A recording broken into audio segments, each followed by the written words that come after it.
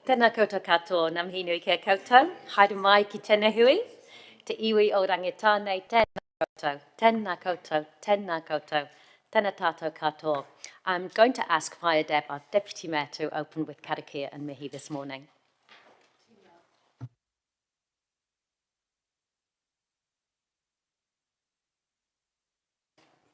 Tēnā koe, Madam Chair, o tira tēnā tātou katoa. Wade, nau mai hoki pai mai, kei Wainganui a tātou. Ka tangi te ngākau mātopa hungarei, ko te rangi Pumamao Samuels I tona ngarotanga. Nō reira, he mihi aroha mai a mātou tō whānau I konei. There was just welcoming Wade back into the chamber after the loss of his father-in-law, and our sympathy to you and Soraya and the whānau. Kia ora. Tū tawa mai I runga, tū tawa mai I raro, tū tawa mai I roto, tū tawa mai I waho.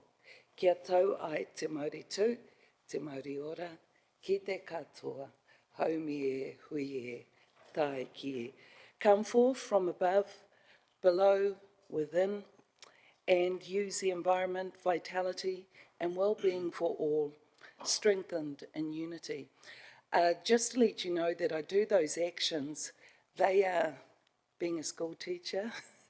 We use that also to reinforce the understanding of ki runga above, ki raro below, ki roto within, ki waho. So it's just a way of reinforcing the understanding of their karakia. But may everyone have a good day. Kia ora koutou. Thank you, Madam Chair. Kia ora, Fire Deb. So welcome everybody to Culture and Sport. The meeting is being recorded and be live streamed on Council's YouTube channel. The health and safety requirements for the Council chamber will be shown on the screens. So take a moment to familiarise yourselves with those, especially if you're a visitor with us today. I don't think we have any online participants today, so we'll be focused in the room. But when people are presenting, and we have many presenters participating in the meeting today, as well as our usual council officers, please just remember to give your name before speaking and to use the microphone. And if you need help with any of that, somebody will hurry to assist you. But that helps us for the recording, for people knowing who's speaking. Lovely. I'm obviously chairing this meeting. I'm joined by our administrators, Susanna and Sarah. Our lead officer this morning is Chris Dyberg, who's our General Manager of Infrastructure. The first item on the agenda is to receive any apologies, and we do have some apologies from the Mayor for early departure on Council business and from Councillor Lorna Johnson for late arrival. Councillor Lou Finlay also would like to be noted for early departure, please. I will move that we receive those apologies. That's seconded by Councillor Mayan. Councillor Wood. I'm going to press your button. Thank you, Madam Chair. Depending on how long the meeting goes, I may also be early departure. I'm expecting we will be done by lunchtime. I'm not hanging my hat on what time we're eating lunch. Let's put it in to be safe. Okay. Anybody else? Then I will ask you to vote to receive those, please.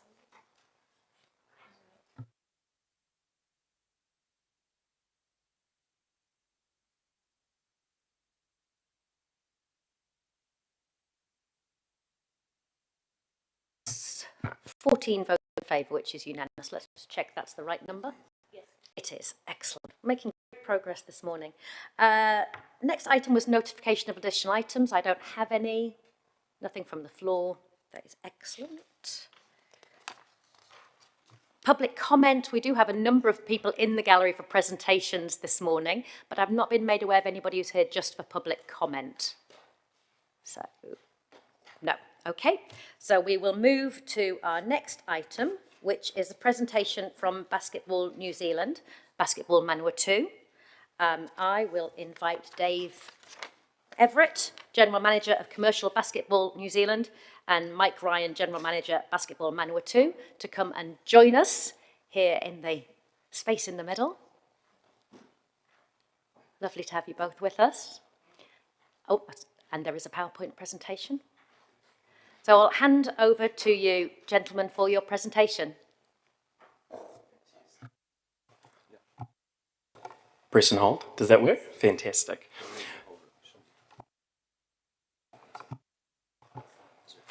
That might have solved it. Morena, thank you so much for the opportunity to present to the council this morning. We greatly appreciate that. I'm Dave Everett. I am the GM Commercial of Basketball New Zealand. And here is also Mike. Mike, if you'd like to introduce yourself. I'm Mike. GM of Basketball Manawatu. So greatly appreciate your time this morning. What we'd like to do is share with you how, in partnership with Palmerston North City Council, we'll have the opportunity to build a sustainable basketball system in the region. And we're going to talk to you about 4 key areas. The first one is the enormous impact that Basketball Manawatu is already having in this region. The second one is their financial situation and why we are seeking an opportunity to work together and for additional support. I will then talk to the headwinds facing the sport at a national but specifically at a regional level, and then we will talk about the vision for a sustainable future for Basketball Manawatu and a request for support for the council. I will now hand it over to Mike.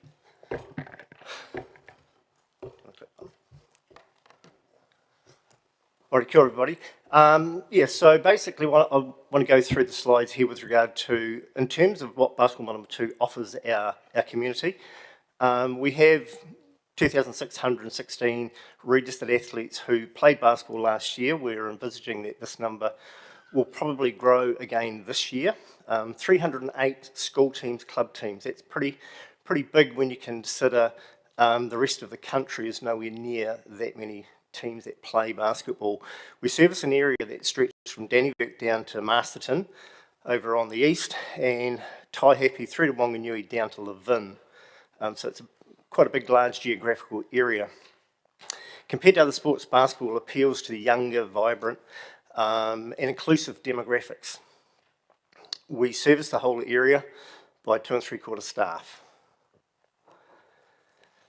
Basketball, as you know, is a very popular sport, irrespective of age, gender, ethnicity, ability, location and financial situation.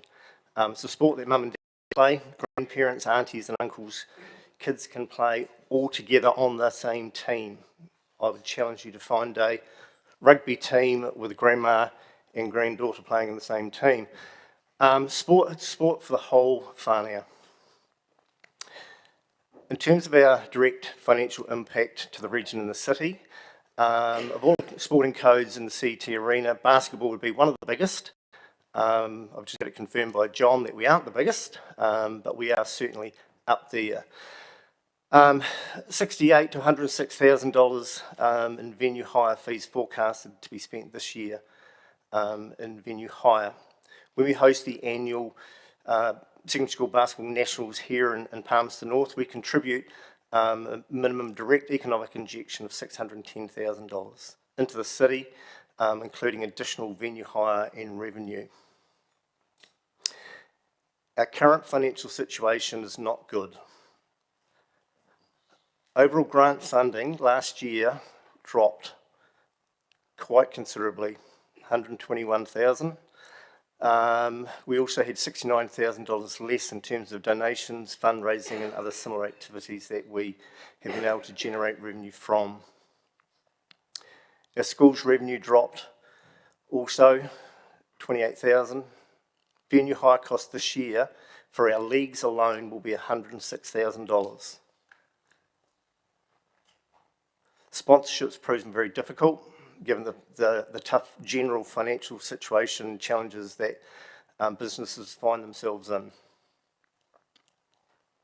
These financial challenges require immediate attention and solutions.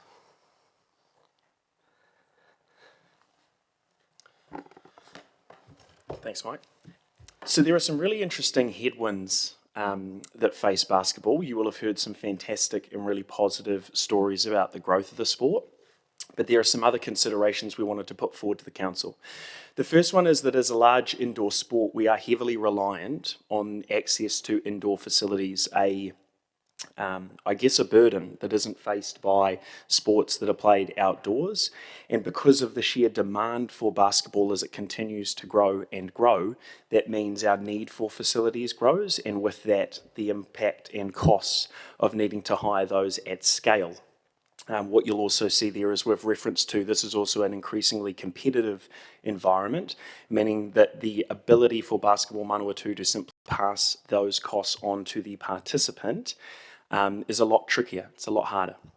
The second column is to talk about how, when Mike spoke, at its best, basketball is played by, can be played by anyone, irrespective in particular of financial situation.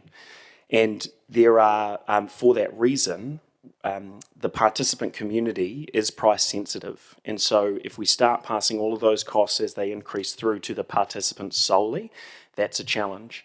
What we'll talk about a little bit later is how we have plans to continue to grow a variety of new commercial revenue streams to offset some of these costs, but at the moment, we're seeking support to offset those.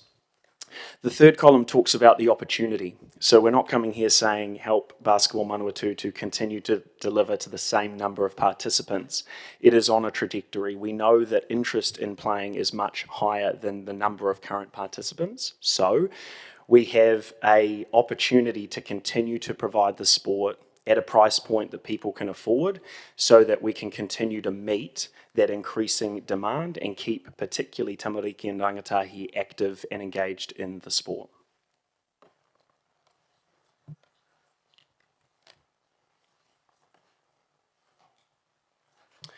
So, as I mentioned, our focus is not is to help build a sustainable basketball system in the region. And for Basketball Manawatu, what that looks like is they will be part of a nationwide focus on how we can create more commercial opportunities for our associations as a sport.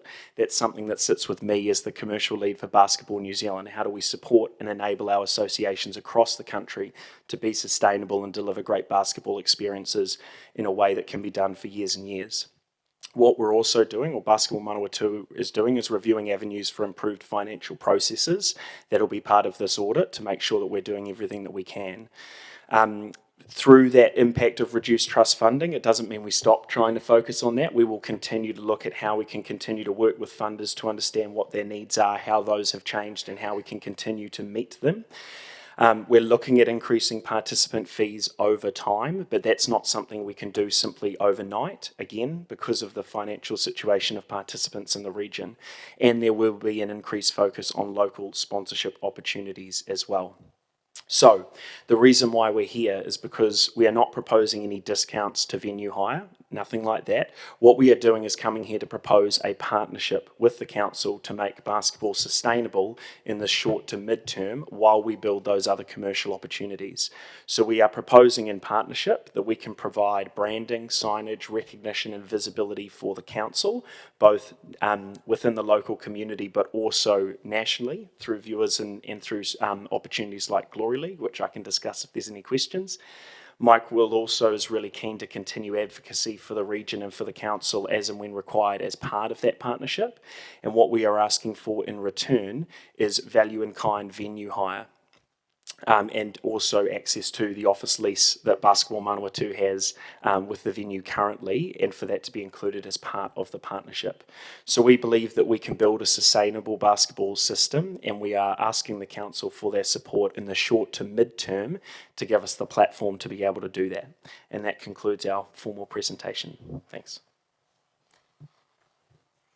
Thank you both. We will open up for any questions if you're okay with that. Thank you. And first up we have the Mayor. Thank you, Madam Chair. Thanks, Dave. Thanks, Mike. Probably a couple of questions. First of all, to you, Dave. Do Basketball New Zealand fund or resource the regions at all, like other NSOs do? Yeah, so I think it can vary based on sport, depending on if it's more of a consumer sport where they've got big broadcast deals versus other sports which are more community focused. We don't have the benefit of large or significant broadcast deals to pass through to the regions, but what we have done starting this year is implemented a new levy system designed to, when participants pay to play, they become a member of Basketball New Zealand, and there's a fee attached to that. And we are giving, where we can, half of that money back to regions to be able to fund ongoing programs. We do support on a project to project basis and provide a lot of non-financial capability, but there are limitations to that. And you are aware that we already fund or have a 5-year agreement with the league, and admittedly it's the I suppose the top end of the sport, but you're aware we do that, the council already does that? Through the secondary schools event? No, that's another part that we already fund too. Sure. No, this is around the NBL, that sells NBL League, and our arrangement with our regional team here. Gotcha. So direct investment with the Jets, Yeah. is that what you're referring Yes, to? yeah. Right. And that's fantastic. All the support, including secondary schools, is greatly appreciated, and we're incredibly grateful for that. I guess what we're looking at is how we can support Basketball Manawatu. You will have seen through At the community level. Okay. Absolutely, but valid. All right, so just some of the numbers you put up. I'm just struggling with, the numbers are good. I'm down, I see it. I'm convinced that it's going as well as it can do in terms of people on the court. But you say, I just can't understand how the situation's so dire with all these people on the court, yet you said some of the team numbers and financials are down. Correct. So do people not pay? People pay, it's just the rising costs, the fact that we haven't been able to secure any funding for salaries. We pay $174,000 in salaries. We get $60,000. Right. That's it. Yeah, I suppose every sport's like that though, isn't it? Yes and no. Yes and no. I think if you did a bit of a survey of the sports around the region here and how much funding are they getting for salaries, it is quite significant. Basketball seems to be Oh, we've got Sportman or two later, we can ask them. So have we turned over every stone? Because I mean, I know where this is heading, but have we turned over every stone internally within Basketball Manawatu and with Basketball New Zealand's support to try and find something? I mean, I appreciate you're after some money and maybe some free stuff, but have we run the ruler over everything before you've come here? I believe we certainly have. We've looked at everything. We have tried to talk with all of the funders who we normally get funding from. A lot of those that we have been receiving funding from traditionally have decided that no, we fund this year on year on year, so it's now considered business as usual. Yep. And we don't fund business as usual. Yep. The fact that there's a lot less money around at the moment through grant funding, and I have to admit, I think that the sinking lid policy has had an effect on that. Yep. And so because the amount of funding available, the demand has increased, the dollars are less, there's less to go around. And if I can just add to that, I understand your perspective, which is how do we make sure that moving forward that there is a significant change to allow the organisation, but also a lot of our associations to be more sustainable. And that's not going to be one particular area. It's going to be exploring lots of different opportunities. So Mike has explored everything available, but Basketball New Zealand also needs to step in and support to identify new commercial opportunities to help with that sustainability. So all immediate opportunities are being explored, which is why we're here today, but we're making a commitment to continue to build more opportunities so that the organisation can be more sustainable. Just one more question, Madam Chair. So, you guys are the management side, you're the operational side. Can I understand your governors aren't here, you haven't spoken about the board. Where are the board in all of this? Our board are fully supportive. They are well aware of the situation that we're in. They are working through their contacts to try and engage with businesses to get sponsorship, to allow us to reduce costs or maintain costs. So our board are fully supportive of it. Okay. Right, thanks, Madam Chair. Thank you, Mr. Mayor. There are quite a few questions coming in. Can I just check with you first? You talked about the free of charge office space. How much do you currently pay for that at the arena? $368 a month. Okay, thanks. Are there any immediate implications for basketball, as played over the next few months of this drop in income? At the moment, Basketball Manawa 2 is insolvent. So what does that mean for our Means playing community? means basically we don't have enough money to pay our bills right now. Okay. So we are about to send out our Winter League invoices, which will certainly help us clear some of the backlog. But going forward, unless we have some more cash injection somewhere or some form of revenue coming in, I'm picking it's going to be very difficult for us to survive. So schools basketball would continue, but anything that's a local league wouldn't? Everything would probably fold, Okay. to be really honest. Yeah, and that level of honesty is really helpful when we're looking at financial decisions. Thank you, Mike. Councillor Harpeter. Thanks, Madam Chair. Just two quick questions. One's about the numbers of people that are playing. 2,135 males and 481 females, Mike. Yes. How do we boost the number of females? It is something that we do have a staff person whose sole responsibility is looking at the female game and improving those numbers. So it is a work in progress. But like other sports, it's one of those things that unfortunately the girls just aren't playing. It's great seeing a picture here of all the females in front of us, but yeah. Second question, Dave. Obviously, you're competing with every other sport when you're going to these commercial operators to get money. How do we make basketball more sexier than every other sport that you're going out to get money for? Good question. Because I've mentioned the headwinds. There's a number of things that support basketball in this market, and first and foremost, and most importantly, it is a sport that tamariki and rangatahi are coming to in droves.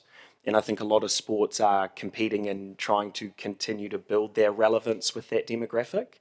And we have this fantastic young New Zealand community all coming to basketball like magnets, which is absolutely fantastic. We have experienced at a national level increasing awareness and probably visibility and support for basketball. And it's a top 3 sports by passion for people under 40. So we think as more and more of those people continue to be decision makers in businesses, that will also help drum up some interest and support. But we've had some real success at a national level, and that's something we need to bring down and support and enable our associations with through resources, through introductions and the like. Okay, thank you, Madam Chair. Thank you, Councillor. Councillor Hancock. Yeah, thanks, Madam Chair. Thanks, Dave and Mike. Just a really quick question, and I may have missed it, but do you have any information in terms of the value proposition for the region financially from the New Zealand Secondary Schools tournament, and what's the outlying years look like for that? As was in the slide, 610,000 is a direct benefit to the city. We actually believe it's more than that. Given you can't book a motel come the first week in October. Here in Manawa 2, Danny Verk, Paeatua, everywhere's booked. So how many players are we getting? 20 players.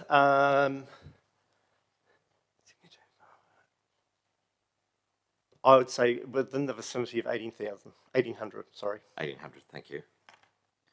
And the out years, is that locked in for a number of years? It absolutely is. So we've got a fantastic ongoing partnership, Basketball New Zealand, with the council, and that secondary school tournament is committed here for at least another 2 years, including 2025. Okay, thank you. Yeah, I suppose you think it's 610,000, but it could be more. Are you intending to actually do some more work around that to try and actually establish that a little bit more? The size of the tournament or the economic impact? Yeah, because we've got the volleyball secondary schools here at the moment. They have sort of similar numbers or a few more numbers. Mm-hmm. And I have a feeling that the numbers in terms of the value add proposition for the city is probably greater than what you're actually quoting. So is there an opportunity for you to do some more work in that space? Certainly, I think it would be interesting to work with Sport 102 to get an idea, a better idea of exactly what is the city benefiting from hosting these big events. Yeah, I think from an event capacity point of view, we're quite limited in terms of the number of participants. But in terms of the audience, we've had quite a lot of growth in terms of viewership of that tournament, and there's lots of opportunities for us to continue to add value and add benefits for the council through that. We'd just be limited from a total number of participants, I'd say. Okay, thank you. Really just one last question, thanks Madam Chair, is just really, you mentioned before that the board is fully aware of the criticality of your financial situation.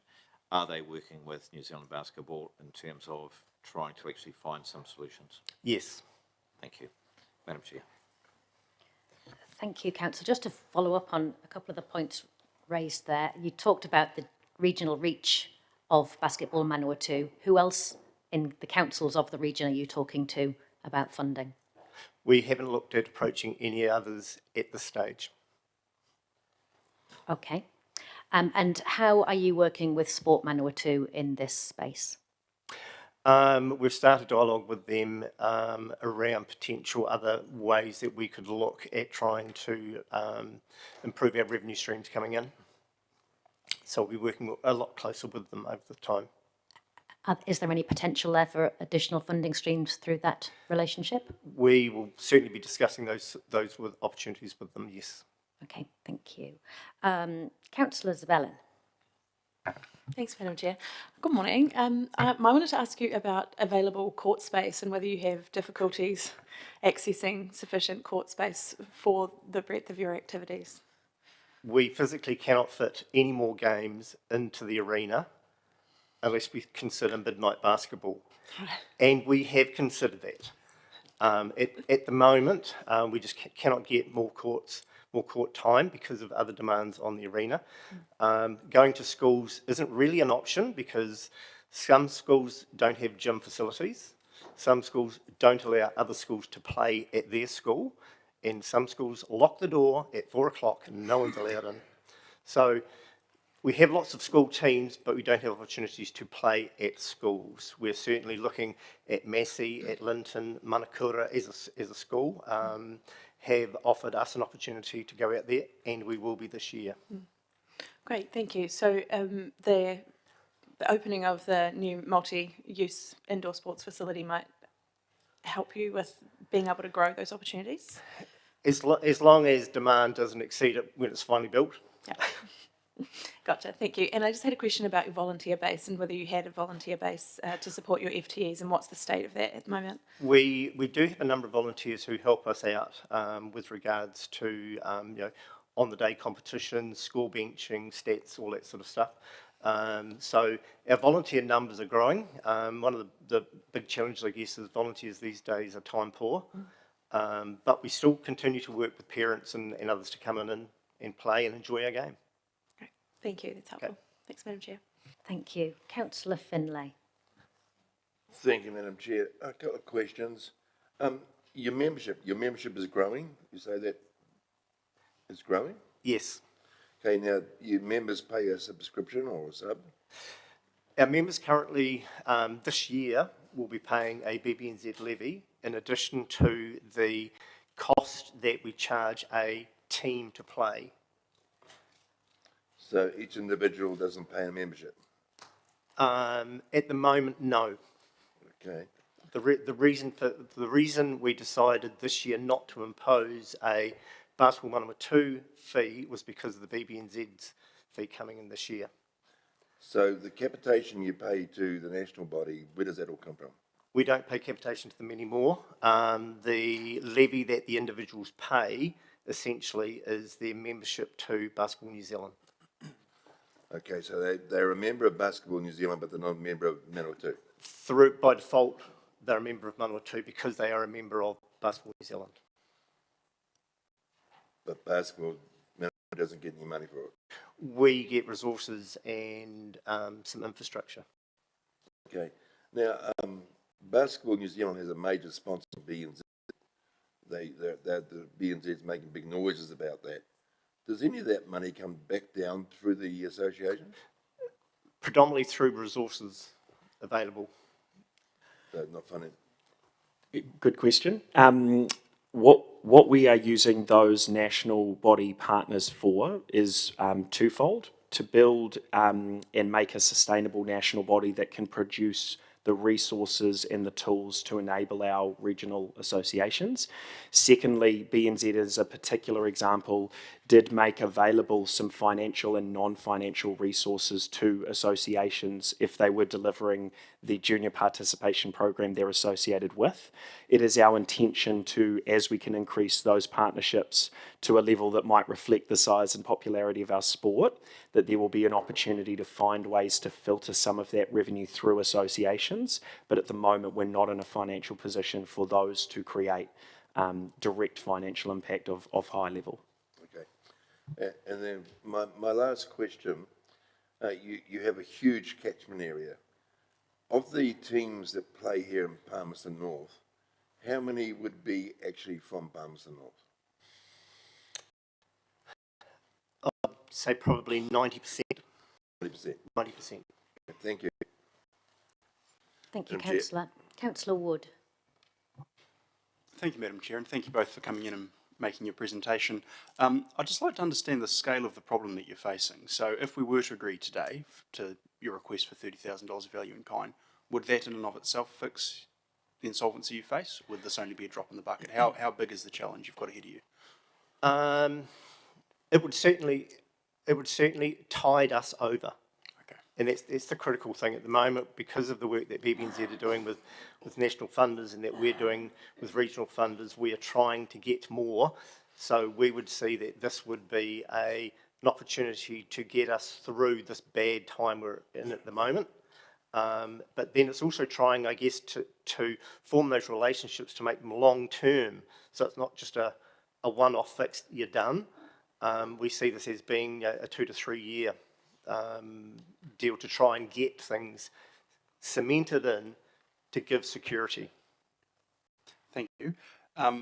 This may be a bit of a difficult question to answer, but given the situation Basketball Manawatu's in financially, I appreciate your desire to keep participant fees low, and in an ideal situation that's what you would do. Would it not kill two birds with one stone to have a sharp increase to your fees to dampen demand and increase your revenue, and has that been considered? I believe, given the financial situation that families are in right now, if we were to increase it too much, then what we're going to end up happening is people will not play. One of the difficulties that we have with our community is we have a fee that we charge the school for a team. What then happens is the school then add on their fees. So we might be charging an individual person, say, $80 to play basketball. The school then add on $60 for a uniform, $20 for transport, $30 for the staff to support them there on a Wednesday night. Suddenly our $80 has gone to $120, $130. Right. That's the difficulty that we face, because the schools are adding on their increased costs as well. Understood. Thank you. Thank you, Madam Chair. Thank you. Councillor Barrett, which I think is the last question. Thank you, Madam Chair. Thank you, gentlemen. How long has Basketball been going? 1972. And in those 50 plus years, has there been kind of creation of a rainy day fund or contemplation of that? We did have a good reserve that we have been building up. Unfortunately, last year was a really, really bad year. That's where we've had to get into, having to get into that reserve. So now we don't have those reserve funds available. And last year was the view that kind of 1 year of dipping the reserves fund would be enough to get you back on your feet, or? We thought, with the work that we were trying to do with funders and trying to not manipulate, but try and change the way we worded our funding applications, may in fact give us more success. Unfortunately, it didn't. It didn't. So we ended up in that situation where we just weren't getting the funding.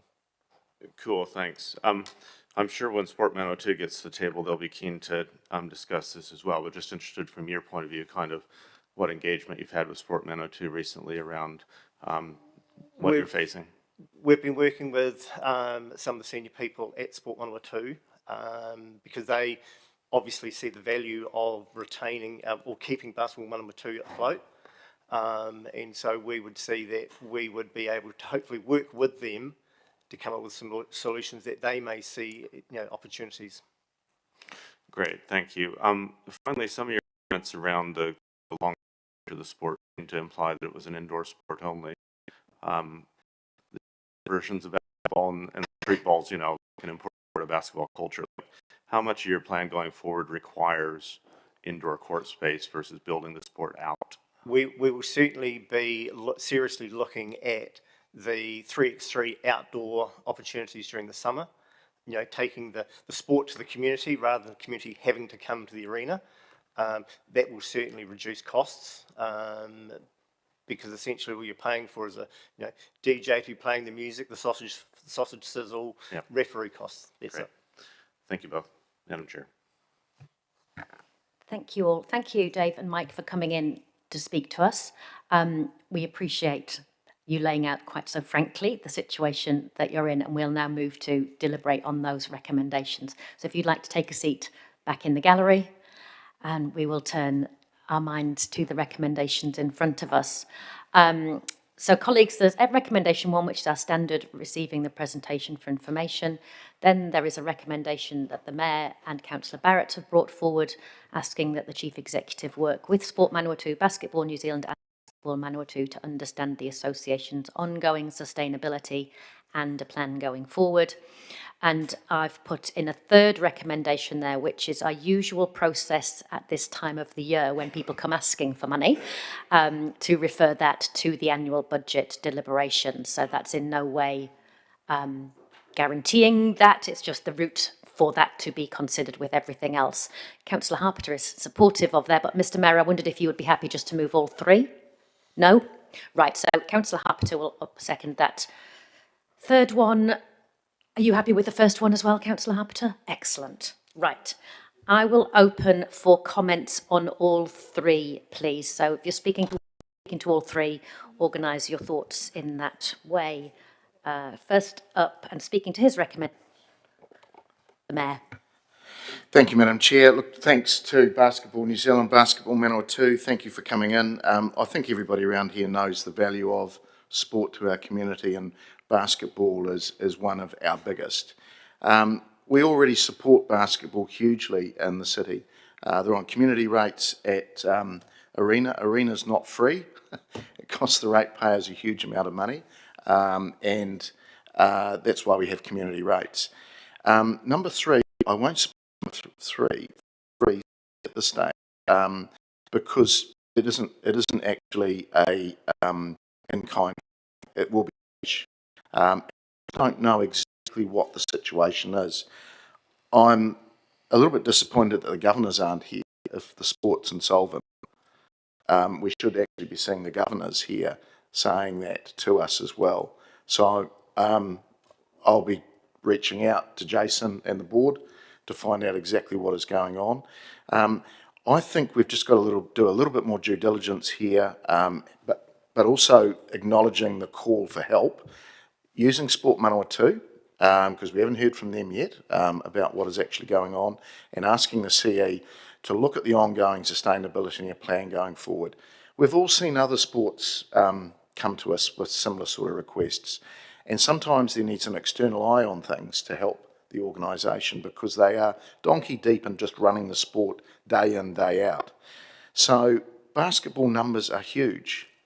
You know, we've got some really good traction with the sport. So I'm perplexed why it isn't running sustainably that well. I get that the ongoing commercial situation at the moment. I'm also involved in sport myself, and I know about the trust funding side of things.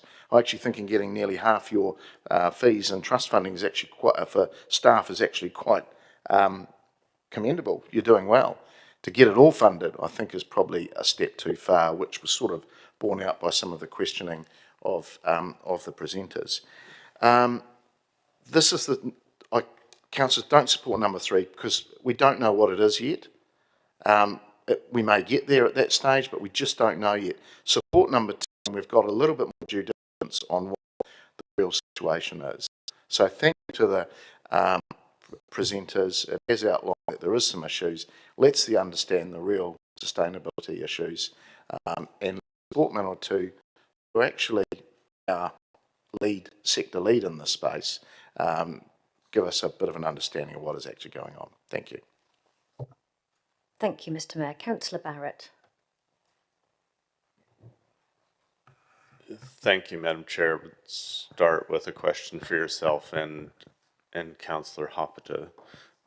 I'm struggling as well with the in-kind language. Is that something that you could contemplate removing? Yeah, I think following the Mayor's comments, we can just take out the specificity of the request, so just so the request for funding be referred, which enables the administrative process of uplifting the presentation that we received and moving that into the annual budget deliberations. Of course, Basketball New Zealand and Basketball Manawa 2 would be encouraged to also submit to the annual budget, which we were all aware is currently open for consultation. Thank you.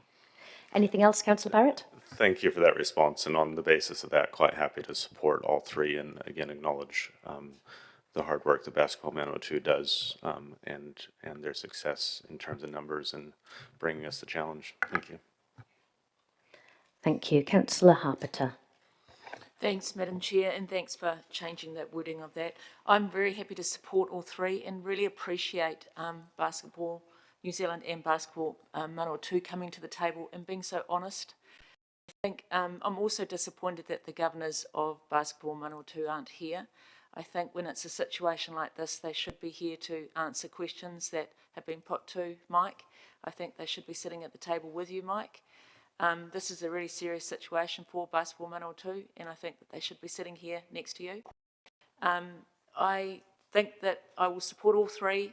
That's why I seconded that recommendation that the chair put up, because I think that it is referring it to the annual budget deliberations, and it's then up to the rest of the council to support it at that time, but it's up to you to be putting that for the annual budget deliberations. So that's why I will support 3.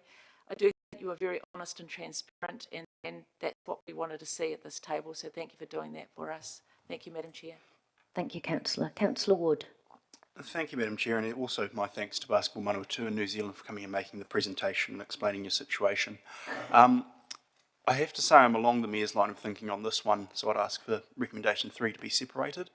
The reason being is I think we set a dangerous precedent in referring this request to the annual budget, in that we will have every single organisation in here that operates out of the arena asking for us to make an in-kind referral to the annual budget for them.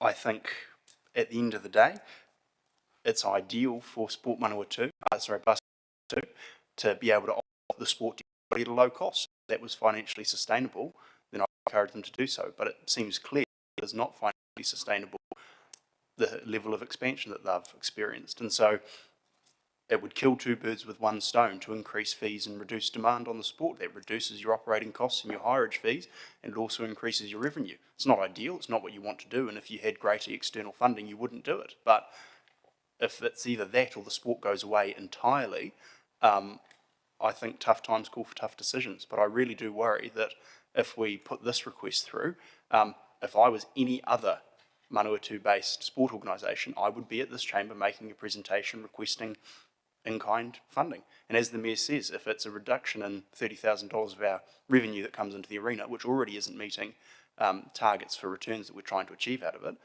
then that is effectively a cash reduction to council. So it's not that I don't feel the plight, and I apologise if it feels a bit jealous, but I really have concern that you will not be the only organisation in this position, and we could seriously open the floodgates here if we were to support option 3. Not to say that any other organisation can't come and make a submission to the annual budget, they're very welcome to, and I would encourage any organisation that wants to do that, but at this stage I'm not prepared to support number 3. Councillor Zabellin. Thanks, Madam Chair. I just had a question to the mover of the second recommendation, if I can. Just in the last line there, it's to understand, and then it says, and a plan going forwards, and I just wanted to understand whether you were intending to, that to mean that we would get a better understanding of their plan going forward, or whether we would be in there with Sport Manawatu and the basketball associations to develop a plan. Mr Mayor. We'd be in there because, but our sector leads Sport Manawatu. So we were just asking or instructing the CE to get everybody together, understand the real numbers, and with some direction from the people listed, understand a plan, sustainably a plan going forward, which hopefully doesn't include number 3. Thank you. Excellent. Thank you. That's all from me. Thanks. Are you happy with us adding develop in there, Mr Mayor? We've added a word into your recommendation. Is that okay? Good, thank you. Councillor Hancock. Thanks, Madam Chair. I've just got a couple of comments to make, and that is, first of all, it's quite disturbing, I think, to actually have a sports body come into the chamber and actually lay their soul bare and actually say, that they're actually at a point of insolvency. And I guess in that, many organisations have been applying to various trusts, etc., for grants, and I actually know full well that the situation for many organisations is that grant funding is actually becoming more and more difficult to actually secure for organisations, and there is a very high reliance on those grants to keep organisations actually solvent. I'm very happy to support all 3, and the recommendation 3 is merely a backstop to ensure that we've actually got that documented for potential consideration for annual budget. And of course, we have submissions from the community for annual budget so that we at the table can deliberate on the merits of each and every application. So it is just there as a backstop. So I'm very happy to support all 3, Madam Chair. Thank you. Councillor Dennison. Thank you, Madam Chair. I am sympathetic to the situation that has been outlined. I'm going to support all 3. I think it is a little bit callous at this point to kind of suggest that we should be eliminating or restricting access to the sport that's been so successful. And one of these slides says keep them on the court and keep them out of other courts, and that's not lost on me. And so this is not unusual as far as this setting the precedent. We've had other community groups and other situations where people have come with a plea and we've responded.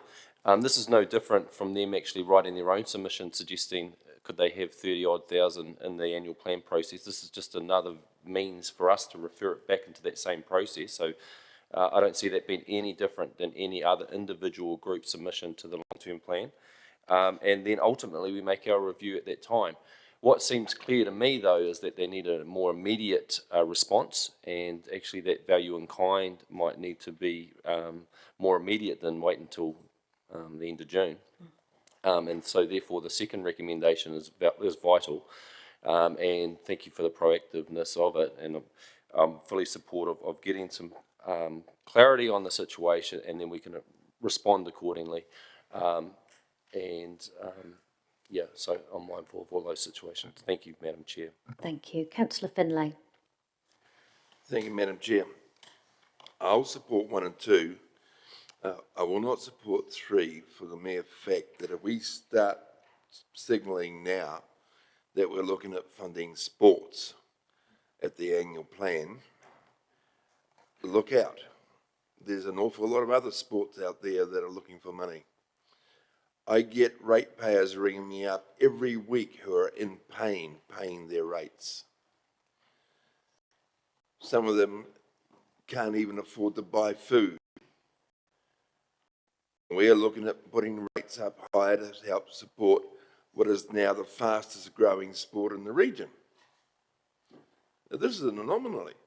Here we have a sport that is growing rapidly, but is insolvent.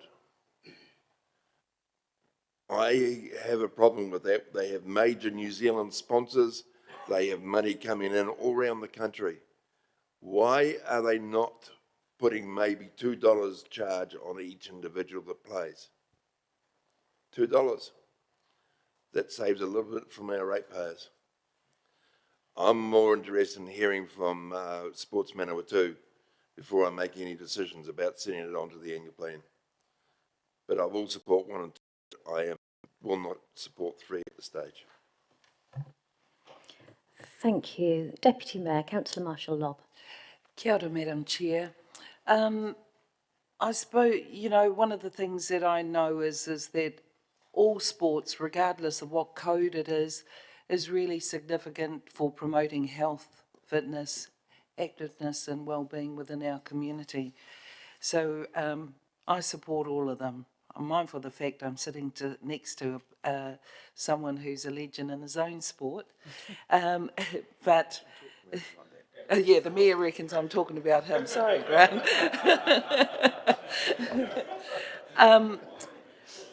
What I wanted to add was a personal observation. For 10 years, when I was a local secondary school principal, I would be at the arena on a Friday night, sometimes it was a Wednesday night, and it was chocker with kids, chocker with parents. I've attended pretty much all of the secondary school basketball tournaments that have occurred and happened, and I've got to acknowledge, well, ngā mihi to you, Mike, and also to Dave, and all the volunteers for the amazing work that you do, and what you bring to Palmerston North. It's true there is scale there in basketball. If I'm not mistaken, BNZ have identified basketball as their only sport that they're sponsoring nationwide, which they see the benefit of as well. I think that I'm going to support these 3. I think number 2 is crucial in terms of like getting to the nub and possibly understand of the issue and supporting them with a way through. Every sports organisation struggles, and and they don't all struggle at the same time, although we're well aware of the national issues that we have with finances and so forth, the constraints. I think that basketball, like every other sport, breaks down barriers. It transcends social, cultural and economic differences, fostering inclusivity and mutual respect of those who participate and also spectators. So how could I not support all 3? Kia ora. Thank you. Kia ora whaia. Deputy Chair, Councillor Meehan. Thank you, Madam Chair. I agree with most of the arguments. I will be supporting all 3. The Deputy Mayor, in her gentle way, took all my words. And I absolutely agree with her. What sport does for saving kids' lives, we need to get a hold of. Yes, it's not a responsibility to look after every child playing sport. Yes, agree with Councillor Wood with opening the floodgates, setting precedents. Yep, firmly believe we shouldn't do that. But in this situation, we all know the number of kids that play basketball, okay? And sport, full stop, for what it does, I mean, police, community organisations are doing a fabulous job, but our crime rate keeps going up. And the slogan they had, keep them on our courts rather than other courts, couldn't be truer. Okay? We need to work together, and we need to put our money where our mouth is, and I suggest we pull it out of one of the other projects, 30 grand, pull it out of one of the other projects that we're spending 10 million, 20 million, 30 million on, pull it out of one of them. Okay, it's only 30 grand, okay? So, yeah, I'll leave it there. I fully support this. Thank you. Councillor Mickelad, I think you're the last speaker, and then I'll... Thank you, Madam Chair, and thanks to Mike and Dave for coming in as well and making this presentation. Look, I do share the concerns that have been raised by my colleagues around opening up the floodgates for other sports codes to actually come in here and do it. And it's not like we've never had other sports codes or other community organizations actually come to the chamber and asking for money when they've been in a financially difficult situation. And I do share the concerns that the mayor has raised, and also I'd be keen to hear what Sports Manawatu has to say around us. But we have to also support what Councillor Dennison and the Deputy Mayor has also said early on. I'd rather, you know, that we, you know, help Sports Manawatu with, I'd rather that we support the basketball Manawatu, that we support basketball Manawatu to understand, to develop a plan, which is our recommendation to. And I know that's going to be crucial and essential part in terms of trying to understand the issue. But I also would love for us to actually refer this to the annual budget as well, and which is the normal process. It's not a guarantee, but it is a normal process for us funding any other matters that comes to the council. Personally, like the Deputy Mayor said, sports is a great way of connecting our community and fostering relationships as well in our community and keeping our community active and also safe. And like the beautiful quote that was there before, which Councillor Dennison actually noted, which is like better to keep our kids on a basketball court than to actually, you know, keep them in other courts, because we know the issues that our young people have been facing in the city, you know, with all the crimes that have been happening around the city in the past few months, a few years. So I'm really happy to support all three options. And personally, I don't see any issues with option 3 going to the annual budget, because it's still going to be up for deliberation. But I would actually encourage staff to probably, especially around option 2, to work as soon as possible, because it might be, it is a pressing issue. And I think it will be good and great for us to really understand the depth of the situation before going to the annual budget deliberations. Thank you. Thank you, Councillor. Thank you all for your considered debate on that one, and thank you for the presentation, Mike and Dave. This isn't at all easy, and it's really disappointing to hear the situation that Basketball Manawatu finds itself in. I have a lot of sympathy for the views expressed, how we would have expected to see the sports governance body represented in this conversation, and also to have a clearer view of Sport Manawatu's involvement in this going forward, and look forward to that conversation as Sport Manawatu speak to us later. I wanted to note that this is a regional proposition, but yet again Palmerston North seems to be the last man standing. And we know that is often the case because we provide the big facilities. Arena is a regional facility that Palmerston North ratepayers pay for, and there is not much support from other councils in our region to those regional facilities. I think this is not the first time that that debate has come up in this chamber, and we're a long way from squaring that particular circle. So we'll continue to think about it. I'd also note that this council not only funds the Arena, but we fund basketball. We are huge supporters of basketball. The secondary schools competition is a significant part of our secondary school competitions funding recipients, because it brings in, I'm informed, about $2 million in economic impact to our city. We fund it for a reason, and we're grateful for having basketball here, but that doesn't mean that this is a tap that will always be running. Yes, that's my concern there. And we fund the Jets as well, as was mentioned. So we're funding sport at all levels across our community, and grassroots sports is incredibly important in that, as a route to elite sport, but also for its own value, as eloquently expressed by the Deputy Mayor. I'm not so worried that number 3 will open any kind of floodgate. I think those floodgates stand open. We are here to receive submissions from our community on the range of issues that they want to talk to us about. If it is precedent setting in that it shows that we're listening, then that's a precedent I'm entirely happy to set. So let's have those submissions, and this is just part of that conversation where, colleagues, we all know that there will be lots of requests for funding, and we will consider that across the board to see what is in the best interests of our community, because of the situation that lots of our community organisations find themselves in, and the situation, as Councillor Finlay talked about, that our ratepayers find themselves in the cost of living crisis is hitting across the board. My concern with the suggestion that we drive up pay to play is that that excludes our parts of our community from being able to play. Do we want to be a community where only people who can afford to pay the fees are allowed to participate in sports? I don't think that's who we are, and that's not the outcome I'll be looking for. So on that basis, I will support all three, but Mr. Mayor, I will offer you a right of reply for number 2 if you want it.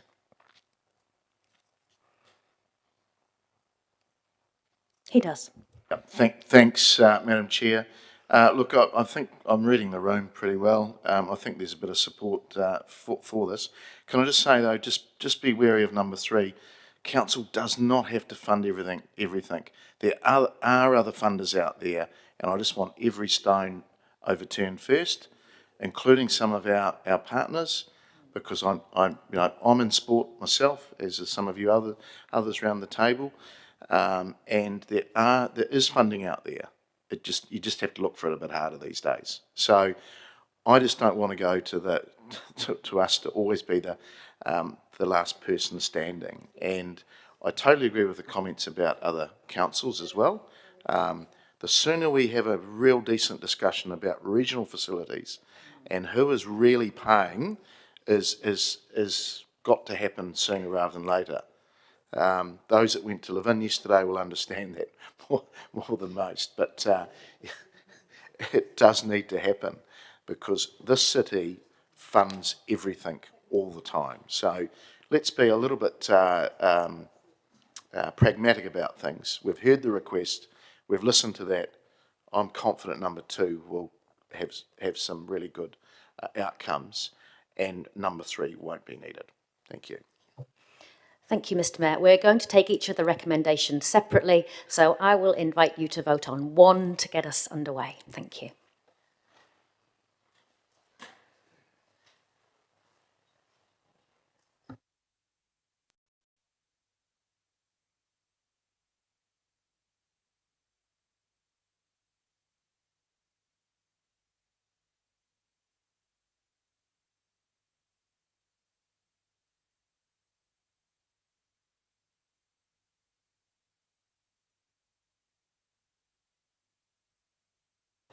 Carried unanimously. And then we'll move to recommendation number 2, which is in the Mayor's name, seconded by Councillor Barrett, that the Chief Executive work with Sport Manawatu, Basketball New Zealand and Basketball Manawatu to understand the association's ongoing sustainability and develop a plan going forward.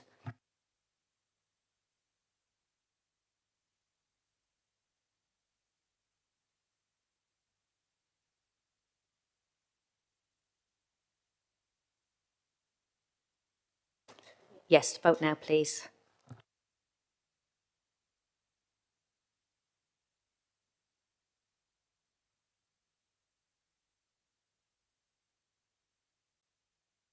Also carried unanimously with 14 votes. And then we'll move to the third recommendation, that the request for funding be referred to annual budget deliberations.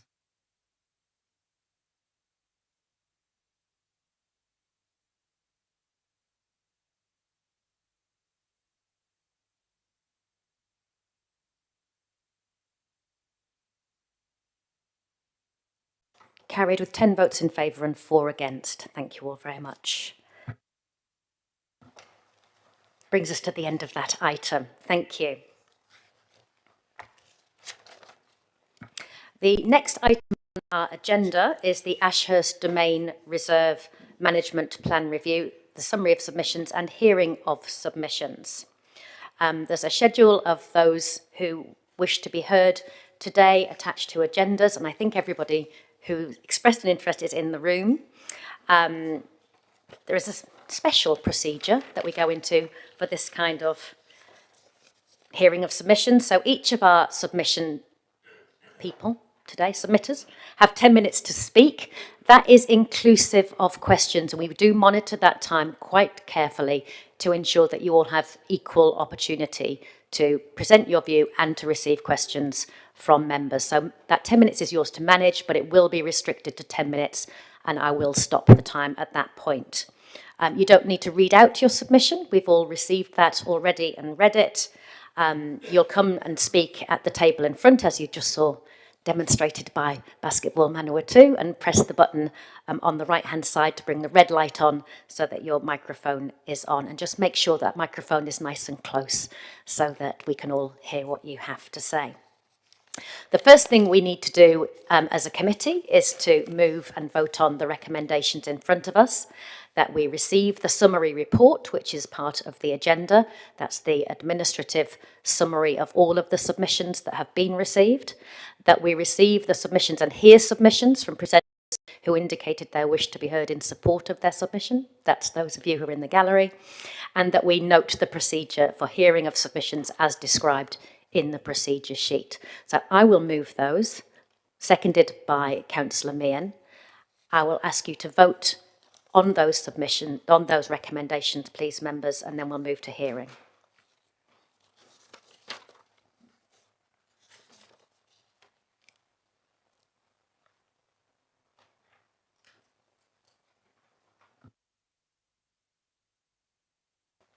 "13 votes in favour. Have we lost someone?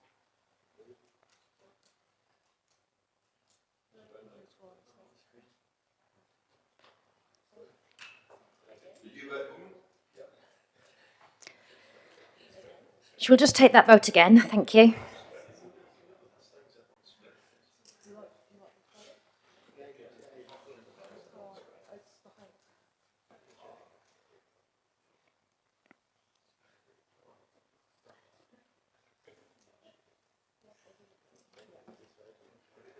Oh, it just got worse. The 11 of you. Was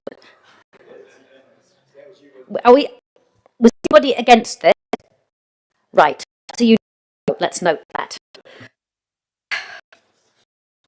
My plan for lunch is looking tenuous. Come on, people.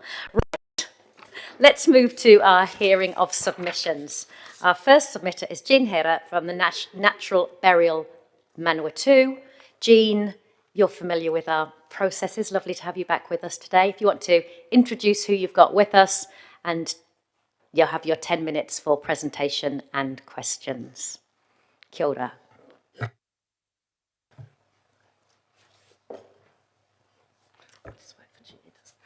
Kia ora koutou. Yes, I'm Jean Hera. This is Angie Cradshey and Jenny Gleeson, and we're all from Natural Burial Manawatu. Kia ora koutou. We want to start by thanking Council for this opportunity to support the establishment of natural burial at Ashurst Domain. We also want to express our appreciation of the support and guidance from Mana Whenua for this. Our group did not discuss the Te Reo Māori name or Tanaki, so I did not answer that question, but I just want to personally say I support that.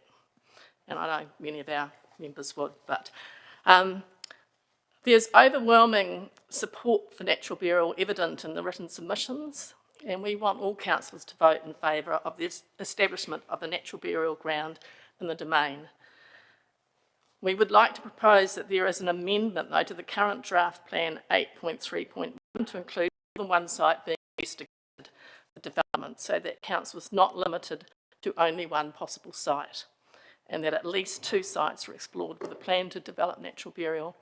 This should include the proposed Lower Terrace site, which would need more investigation. We also say to include the empty space beside the existing cemetery, which needs no investigation and is already cemetery land, and any other potential sites that are identified. We found that there's a lot of support for using the empty space beside the current cemetery. This could start to be used immediately, and we understand that there are trees to come down in this area that could provide the mulch to help enrich the soil for planting. Soil quality is something that's been discussed as a concern a lot in the past. And as Mark Blackham, the lead person nationally for natural burial, has pointed out, soil quality itself isn't usually a make or break factor, but is rather something that needs to be managed. In fact, the whole idea is to improve the soil through natural burial and planting trees. So if you go back, to the first slide, imagine your final resting place where your very presence restores nature and protects the land forever. So it enables people to gift themselves You know, it's an act of love for the future of our environment. We believe that natural burial should be a cheaper option than non-natural burial. It should be something an eco-minded city actively encourages. Natural burial is also lower cost in its upkeep, which is another reason to reduce the cost. And the other slide that shows the land next to the current cemetery in the domain, and I took that photo, but someone else has added trees to it so that you can kind of see how it might look. We're keen to partner with council to help the planning and development work for natural burial, and I'll just, Angie, you were going to just, yeah. Kia ora. Thank you, Jane. And thank you, Council, for your time and consideration. I'm going to speak from a more personal perspective. My mum, Barbara Jordan, is in her 80s. We're very aware of her mortality. We discuss frequently her wishes for her future. She really wants to be buried in the backyard where her chooks are. It's not really an option. We have explored how we could do that, can't do that. This would be the next best option for my mum, who has lived a life trying to be organic and by permaculture standards, and wants her death to be honoured that way as well. And because mum's in her 80s and her mortality is a thing, this needs to happen quickly. People die every day, and it's a wish lots of people have. It needs to be an option for people. So it needs to happen quickly, and I would like more than one site to be considered. I think it needs to be an option available at every cemetery in the area. Thank you. Oh, you've got anything to add, Jenny? Should we open up for questions? I came to support, I didn't come to speak. I came to support, I didn't come to speak. But being a garden myself, I see how quickly things break down. And being more corpulent, I'll break down very quickly and enhance the environment very rapidly. Someone here can testify to the lovely garden that sprouted within 1 or 2 years across the road from where he flattered. Natural compost. And very little needs to be done in the area next to the cemetery that's existing. Those eucalyptus trees, it looks very arid. Imagine the enhancement that can be afforded that area. Okay, yes, so my mother was of the same ilk. Just better leave some time for questions. Okay, just bury me in the garden. It was my mother's, yes. She died 3 years ago at 96, yes. Full stop. Thank you. We do have some time for questions then, if you're happy to receive them. We have just under 5 minutes of the time remaining and questions coming in. So, Councillor Barrett. Thank you, Madam Chair. Thank you all for presenting. During your visit, did you have a chance to visit the lower terrace as well, and what did you observe there? Yes, we did. We actually had an event that's discussed in the written cemeteries, so we went to both those sites. Yeah, the lower terrace, the site that's been identified, looks great. I know some people have expressed concern about possible flooding, but the locals who walk that way all the time said they've never seen it flood there, even when there were the floods. So yeah, everyone thought it was an ideal site too. Both sites were very popular. Great, thank you, Madam Chair. Councillor Dennison. Thank you, Chair. Thank you, Chair. Just wanted to be updated. Are you aware where the nearest or most closest natural burial site is to Palmerston North? Well, there's one that's certified, which is at Otaki, and there's also Whanganui, which isn't certified. Okay, thank you. Thank you, Chair. Councillor Arnott. Thank you, Madam Chair. In your submission, you mentioned that you'd visited all the funeral providers in Palmerston, and 2 of them were keen to do this. What were some of the hurdles that the other ones put up, not being interested? What was the... What were the other funeral providers? Just not so keen, wouldn't sell a coffin only, you know, there were two that were definitely very supportive and supporting people who want to do things themselves as well as provide, when they wanted to use a funeral director. So that was just our experience. Okay, thank you. Didn't go around absolutely everyone. I don't think one didn't respond. Okay, thank you. So the three main ones we went to. Thanks for your time. Thank you. That's exhausted all of the questions. Thank you for your submission. The points you've raised have been noted by officers who are listening as we go through, as they will to all the other submissions, and those will be captured and brought back to Council for deliberation. Thank you.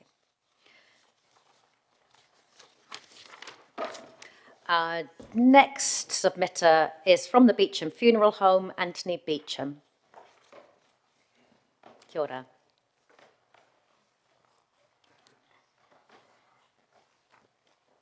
You have 10 minutes, Anthony. Over to you. Thank you. Good morning, everyone. This is a new process for me, so apologies, I feel a little bit unprepared, but I really thought I'd put a submission in from the view of somebody who works in the coalface of the death care industry. I really don't have much to add to it right now, but I was told to take my submission as read, and I'm here to answer any questions. Thank you. So with nearly 10 minutes, we're open for questions, and there are some. So, Councillor Barrett, over to you first. Thank you, Madam Chair. Thanks, Anthony, for coming in. Might just reframe Councillor Arnott's question for you, but is there much conversation amongst local funeral directors around kind of how the sector overall is operating and what kind of services might be offered? And likewise, is there any kind of conversation across regions, like experiences in Wanganui with natural burial, experiences in Otaki with natural burial? Could we hear a bit about that? Yeah, so I communicate a lot with Kapiti Coast Funeral Homes, who provide a lot of natural burials down on the Kapiti Coast, and we have, for us, it's more about processes and procedures that are in place to care for somebody who's not potentially going to be embalmed, and just how we manage that with families. And I would imagine that is perhaps one of the concerns for other funeral homes. Without facilities to care for somebody that may be decomposing rather quickly, it could just be something that's daunting. And speaking from experience too, as a funeral home, we're usually pretty busy, and taking time out to come to events like this or make submissions, can just be, we want to focus on our core business, and can be a little bit of a distraction. So that may be a reason why the third funeral home in town is not sort of standing up to say we're all for it. Councillor Zabellin. Thanks, Madam Chair. Thank you, I'm over here. I wanted to ask on your views in working in this area, do you view this as a potentially more affordable option for families who are dealing with these tough decisions? That's a difficult question. I mean, it potentially could be. For us, the important thing is that when a family loses a loved one, that they have every opportunity to farewell them in a meaningful way. And the last question is particularly difficult because for some people, they need us to take care of a lot of things, and therefore the costs go up. For some families, they DIY a lot, and the costs can potentially go down. Sure. Yeah, I guess, if people were DIY, so for reference, DIYing their own funeral, the cost could be significantly less. And particularly, if they're making their own casket, or if they're not going through the embalming procedure, as long as they're aware that that process might need to be hurried along somewhat, yeah, it could definitely be an option for people that are, financially under pressure. Thank you. And you mentioned in your submission that excessive out-of-district fees are one of the barriers to stop people from pursuing this option. And I wondered if you could tell us a little bit more about that. Yep. So I believe the Palmerston North City Council charges a 10% out-of-district fee for cremation and burial. Kapiti Coast Natural Burial Site, I believe if you're a ratepayer, the plot purchase around about $1,200. Out of district, it's about 4,300, so nearly 100%. Right. Yeah. And thank you. Seems like quite a significant jump. And the other barrier that you mentioned there was that lack of a local option. So do you find in your business that there is a sense of connection to place of where people like to be buried. That is, and how does that compare to the financial considerations? Well, people generally won't want to be buried out of the district where they live, unless, of course, they have a connection to the land elsewhere. Say, we've done burials in Gisborne recently, simply because that's where the people were brought up. I don't think it has too much of a bearing on the cost of the location. Great. Thank you. That's very helpful. Thanks, Madam Chair. Thank you. The Mayor. Thanks, Anthony. Thank you, Madam Chair. You sound generally supportive. Is that? Absolutely. Okay. And how many people a year in this region, city region, actually do natural burials? Very little, mainly because the option's not available for people. The demand, sorry, I have text somebody asking some questions about numbers. I can only speak for our funeral home in that we care for about 250 people a year within Palmerston North region. That's not including our funeral homes in Fielding and Martin. And the burial to cremation rate is about 70 to 30%. Sorry, could you rephrase the question? So natural burials, out of those 250 people, how many are natural burials? If there was an option available in the Manawatu, it would be much more than it is now. What is now? It's very little, 1 or 2 a year. I would imagine it would go up to approximately maybe 20 to 30. Okay. That's within Palmerston North. That we service a wider area where there may be out-of-district fees, but that 10% is significantly less than the 100% for Kapiti Coast. Right. Okay. Thank you. Councillor Harpiter. Thanks, Madam Chair. My question was following on from the Mayor's question, which was around the demand that you have for the service. And so you've talked about 200 potentially. Is that sort of doing yourself out of business, though? Well, not really. I believe people will still use a funeral home. There are a significant number of people that would like to contribute to their own funerals. We see our services, I guess we don't want to force people to use a service they don't want to use. So yeah, I do see people want to use us as a funeral home because we take away the stress and anxiety of having to organise these things. Regardless of whether it's a natural burial, cremation or a conventional burial, people will still want to use funeral homes. And for those that don't, I'm happy for them to do it themselves. To go on the journey. Yeah. Okay. Thank you, Madam Chair.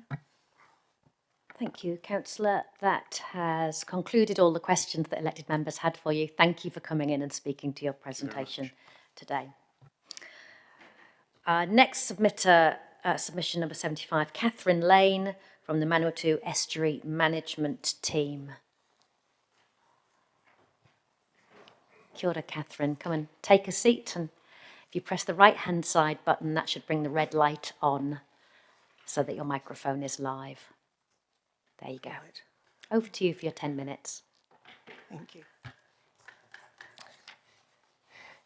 Morena, my name is Catherine Lane, and I'm speaking in support of the submission from the Manawatu Estuary Management Team in support of the Ashurst Domain Reserve Management Plan. The Manawatu Estuary Management Team is a collaboration between Horizons Regional Council, Horowhenua District Council, DOC, Forest and Bird, and many other community and ecological groups. The Manawatu Estuary is the largest and most important estuary in the southern part of the North Island, and it is one of 7 wetlands in New Zealand designated as a wetland of international importance under the Ramsar Convention. The Manawatu Estuary Management Team has developed the Papanio to Whakaronga Manawatu Estuary Management Plan, which has been some 2 years of workshops, and it was launched last week on Friday with many of the activities set out in the plan operating already.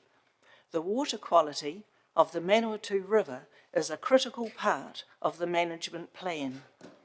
The Manawatu Estuary drains a catchment area of 5,990 square kilometres, more than half of which lies east of the Ruahine Range. The Manawatu River uniquely cuts back westward across the Ruahine Range through the Manawatu Gorge and then onto the sea at Foxton Beach. The Manawatu Estuary is the receiving environment of the water from every corner of the catchment area. The Manawatu Estuary Management Team supports any initiative to improve the water quality in the Manawatu River. As wetlands are a proven method of enhancing the quality of water passing through them, in particular, we support Policy 3 of the draft Ashurst Domain Plan with the vegetation and wetland, especially Policy 3.4 to protect the existing wetland and make provision for the extension of the natural bush remnant and wetland area to create a larger and thereby more naturally stable ecological preservation area.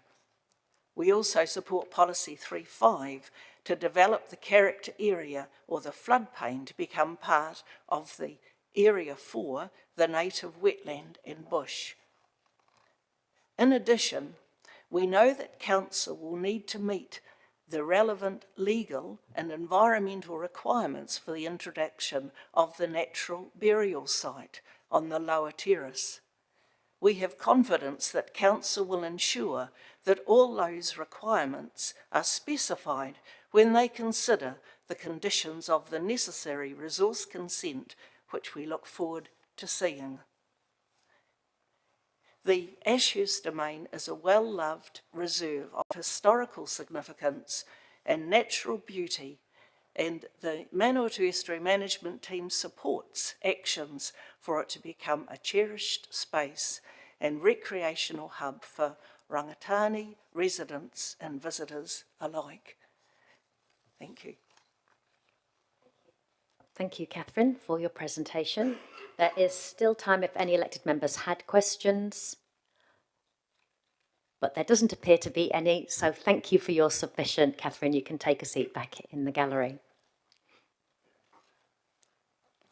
And our final submitter that we're hearing in this regard this morning, submission number 66, is Daniel Sproul. Daniel, if you'd like to come down and take a seat for us. Thank you for coming in today. I know that you were here from the beginning, so you heard the procedures. If you just want to press the right-hand side button so your red light comes on, over to you for 10 minutes. Yeah, okay. This is not my field of expertise. An hour before I got here, I was in the cowshed.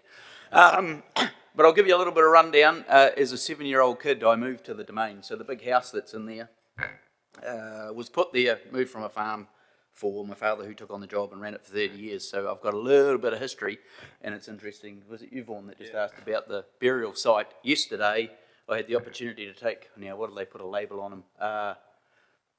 Cultural facilitator, Damien McGregor, I met him at the Domain and took him and actually showed him exactly, because as a 7-year-old kid, the burial site down the bottom of the Domain in the bush, there's only, well now there's Damien that knows, but there was one other guy, but he's staring down the barrel of 80 and I'm staring down the barrel of 50, so we're not all going to be around forever, so I took Damien down and showed him yesterday the exact site. It was fenced off. I believe it was the Ruakawa tribe or somebody crossing the river, drowned, and they buried them down there. And as a kid, that area was actually fenced off, and we marked it with some big rocks, so we crawled through the vines today and showed him, so that's what the burial site is. And as far as, I don't know anybody who's done before, but the proposed burial site down the bottom of the Domain, so just give background, I lease all the land there, have done since Noah was a boy. My father had it before me. We've probably looked after that land now 40 years, I suppose. Dealt with all the fun stuff that goes with dealing with the land. I only heard about this when I was helping is it Jack that works at the Domain there now, fix one of the mini gates that we got rammed by somebody in a four-wheel drive. So, yeah, and Damien yesterday, who's the cultural facilitator for the Ashurst School, didn't even know they're looking to do things. So really, you've seen my submission. If you've got any questions. More coming here today. I don't want any money. But I just thought I'd probably be quite useful because otherwise it gets lost. Like we talk about the trees and what have you planted on. I'm old enough now that I remember most of them going in and what was there beforehand. Probably got a little bit of knowledge that not many have got. So, yeah, if you want to know. Sorry, the burial site you were looking at was one proposal down the bottom of the hill. Right, so there's actually a spring of water there that feeds your whole wetlands. So without that, that actually dried up in the Kaikoura earthquake. That was gone and the wetlands started to dry up. I love the sustainable word and the natural word and all this stuff, but it hasn't been natural since the boys are running around in grass skirts because the railway line that comes out there has created what we're now dealing with as the bottom of the domain. That water catchment actually starts at the bottom of Mulgrave and in behind Ashurst. So your feed of water for that entire swamp and wetland is from that one spring where I think roughly your burial site will want to be. We're probably not ideal. And then sustainability, right. So I run an organic dairy farm. We've been certified organic for 20 years. We sort of do our talking on the paddock. So the domain is actually a bit of a feather in the cap of the council. There's been no, for us or the land that I lease, there's been no sprays and chemicals on that synthetic fertilisers for over 20 years. Haven't had too many Karens complain about weeds or anything like that. Probably can't say that here, can you? No. That's right. We'll get over it. I'll leave again and go back to the farm. So if you've got any questions and if you're going to make any decisions, no laughing over there, Mr. Mayor, then you probably be quite useful for you, I suppose. And even these guys that are looking to do the burial, if they, want to know some history. Sorry, you go. Thank you, Daniel. Firstly, for not asking for money, and secondly, for introducing some levity to the proceedings. Councillor Barrett has a question. Thanks, Madam Chair. Thanks, Daniel. You started to answer some of my questions later on in your discussion, but just trying to understand how this part of grazing fits into the wider farming operations. Oh, it's just a support block for it. We've got a little organic dairy farm right next to where the new Gorge Road comes out. Yeah. So in terms of the amount of grazing available that you have in your whole farm operation, is this, how much of this contribute to that? It's not so much about the contribution of it, it's more the fact you get to look after it, because, I mean, to me, the farming, it's like an All Blacks jersey. You don't own it. You just do the best with it while you got it to hand it on to the next fella. And to see what we've done, well, even in the 20 years of no chemicals and sprays around, the wildlife that's come back is unbelievable down there. I mean, I've shot more things on that domain than probably anybody. Ken Pratt would be getting close, but, we walked around there with a gun as a kid, cleaned up every bunny and possum under the sun. I don't walk around there with a gun now. A little bit of a grey area you might get. So, yeah, we've cleaned up a fair bit of... Thanks. And in terms of, I guess, a view towards it, emphasizing more use as a wetland and potentially less use in terms of grazing, kind of what advice would you have for us around that? Oh, good idea. I actually reckon when they put the new Gorge Road in, they should have dug the whole thing and made a big wetland. But it's managing it with people. I mean, I keep the dogs out with electric fence. There's no actual boundaries on the domain as far as a leasing point of view, but the electric fence usually keeps the dogs and what have you away. It's more managing it after some decisions are made in here, and dealing with the reality. I mean, it's the only access point, I believe, between here and Foxton for the full drive boys to go and play. There's nowhere else in the Manawatu River you can get to without jumping through, and that's good on them. They go down there and wreck a few vehicles. Thanks. Just to clarify, that access is the one adjacent to the state highway bridge that you're referring to there? Yeah. Not kind of the further up grazing block? No. But you're going to lose your bottom of the domain anyway if you don't deal with the metal in the river. But there's lots of people now with letters after their name that I actually ended up, and any of your model airplane guys will tell you, one of the big floods, we got in and dumped a heap of concrete in because the two boundaries, I believe, were the train bridge and the car bridge. So there was a whole lot of infighting. So while they were doing the paperwork, I got a whole lot of concrete in there and protected all that area. Otherwise, you wouldn't be having this discussion because that river will go through. And because it's just all silt, it'll take out. I mean, the railway lines, it's not natural anymore because that big stop bank's out there. But if you don't look after that metal in the river, there's just too much of it. And the big slip in the gorge made it worse. So it came out of the funnel and just went like this. And so now all that soft silt just gets, hammered. Thanks. I'll turn to others for questions. And there is a question from the Mayor. Daniel, good to see you again, and thanks for your submission. So the lower terrace that you're talking about with the spring and everything, in your opinion, should there be the natural burials there, or should it be up the top? Oh, up the top for sure, yeah. Okay, thank you. That was short and sweet, and that is the end of the questions. Thank you for coming in today, Daniel, and speaking to your submission. Thank you all for that. Your comments will be taken up with officers as part of the submission, the presentation that comes back to elected members when we make a decision about this in a couple of months' time. Thank you. Right. We've done that one. Our next item of business is the minutes of the Culture and Sport Committee meeting of 27 November 2024, Part 1 Public, be confirmed as a true and correct record. I will move that, seconded by Councillor Meehan. Any matters of clarification? Being none, I'll ask you to vote. That's voting with fingers on buttons.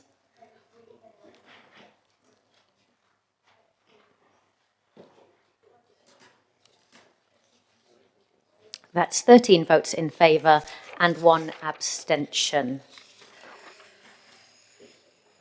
We will take a short break at this point for morning tea. Be back in the chamber at 5 to 11, please, when we will get into our submissions. Next agenda items, we might just have a conversation about the order we take those in, so bear with. So 5 to, please.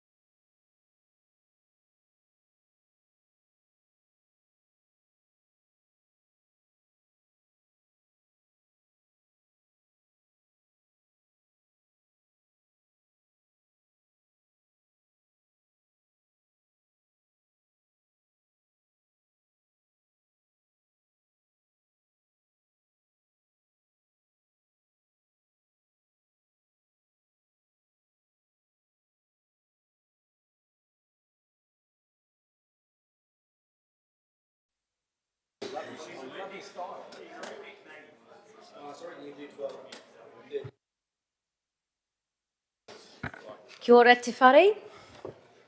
We'll get back into our agenda. We've had a slight rejig and we are pulling forward what was the final item, which is the Regent Theatre Trust 6-month report, July to December 2024, and their draft statement of intent. So I will invite David Walsh, the manager, and David Lee, chair of the Regent Theatre Trust Board, to come down to speak to us. And the gentlemen have reminded me that this is their last 6-monthly report following our recent decision to exempt them from CCO status and only require a 12-monthly report. So they're full of enthusiasm for this being their last 6-monthly report.